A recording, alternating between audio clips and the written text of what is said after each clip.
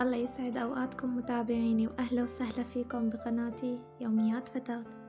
خلينا نبدأ الفيديو بالصلاة على رسول الله. طبختنا لليوم رز وكواج، هيك منسميها، انتو شو بتقولوا عنها؟ خبروني بالتعليقات. أول شي جهزت البندورة والبصل وقطعتهم، نقعت الرز بمي سخنة وحطيت لهم ملح مثل ما شايفين.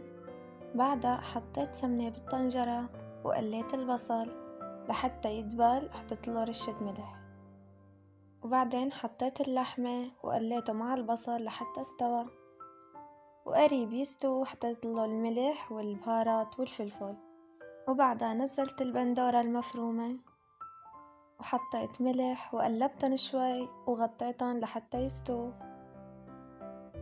وفي ناس بيضيفولها مرقة بندورة فبيطلع اللون أحمر كتير.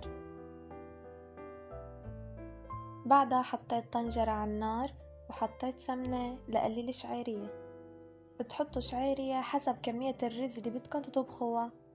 أنا نقعت زبديتين رز فهدلون كمية مناسبة.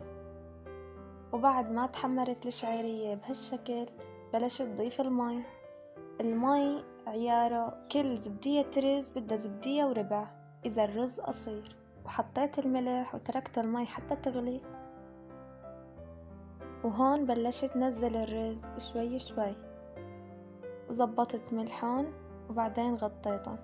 طبعا هون النار بدها تكون قوية، وبنطر المي حتى تنشف. وقت تنشف بنوص الغاز على نار هادية وبترك الرز يتهدى. الكواج استوى وصار جاهز. وهيك بنكون وصلنا لنهاية الفيديو، بتمنى ينال إعجابكم وما تنسوا تدعموني، بحبكم كتير.